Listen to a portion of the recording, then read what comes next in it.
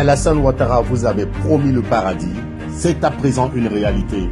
On a retrouvé le jardin d'Éden à San Pedro, où hommes et femmes se promènent nus paisiblement. Loin d'être des anges, ce sont plutôt des touristes nudistes, installés depuis le 1er novembre sur les plages du village de Kounoukou, dans la forêt classée de Monogaga. Ils sont protégés par des dizaines de corps habillés qui, 24 heures sur 24, fitent l'accès des villageois à leur site et interdit à quiconque de les filmer. Un jeune du village, soupçonné d'avoir violé cette règle, va se faire arrêter, occasionnant la colère des villageois, offusqués par les rituels de ces touristes qui bafouent leurs cimetières et les lieux sacrés, en plus de les empêcher d'aller où ils veulent dans leur propre village. Les blancs, venez voir, les blancs qui parlent la route au noir, les blancs qui parlent la route, venez voir les blancs qui parlent la route, venez les voir, on vient barrer la route, mais c'est nous même on n'a pas la paix, les blancs viennent barrer la route ici, venez les voir. Il a dit qu'il venait faire le reboisement, et lorsque tout ça a été découvert, on a un frère qui a été arrêté, parce qu'on nous a dit, vous voyez les adorations, vous voyez ça la sorte de fétiche qu'ils le font ici. Vous voyez les tombes sur les femmes. Vous voyez, est-ce que ça peut se faire dans un pays de liberté, un pays où les Ivoiriens ont le pouvoir s'exprimer.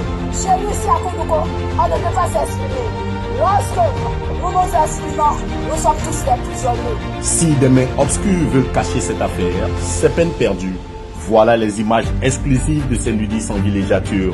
Pour les filmer en caméra cachée, on s'est fait passer pour des ouvriers durant des jours dans le village pour tromper la vigilance des forces de l'ordre et voir ce spectacle qui porte atteinte aux mœurs des populations locales. Ça fait tellement honte que on ne sait même pas comment parler de ça. Voilà. Parce que un joli village comme Kounoukou, avoir des étrangers qui viennent se déshabiller nus, c'est décevant même, c'est décevant. Et le chef du village, il fait de ce qu'il veut de notre village. Il fait de ce qu'il veut de notre village. Il se permet à accepter, signer des contrats avec un Libanais qu'on appelle Bilal, qui nous amène des sauvageries chez nous au village. Parfois même les enfants de 12 ans me parlent de ça. Et aujourd'hui, là, ça fait honte. Hier, c'est parti au funérailles dans l'un des villages voisins qui est Popoko. Mais là-bas, moi, je ne peux même pas soulever ma tête pour parler. On me dit mon village, c'est un village de Louis.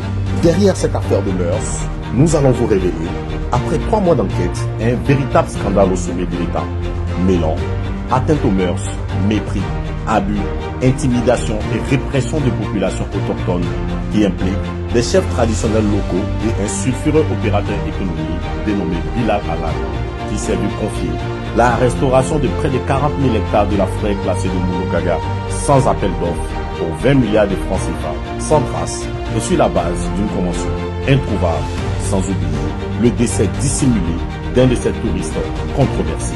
Un grand n'importe quoi autour de la mise en œuvre d'un projet pourtant noble pour l'environnement à l'heure de la COP29, la restauration de la forêt classée de Monogaga, détruite à 90%. Une enquête exclusive à découvrir très vite sur Microlib. À très bientôt.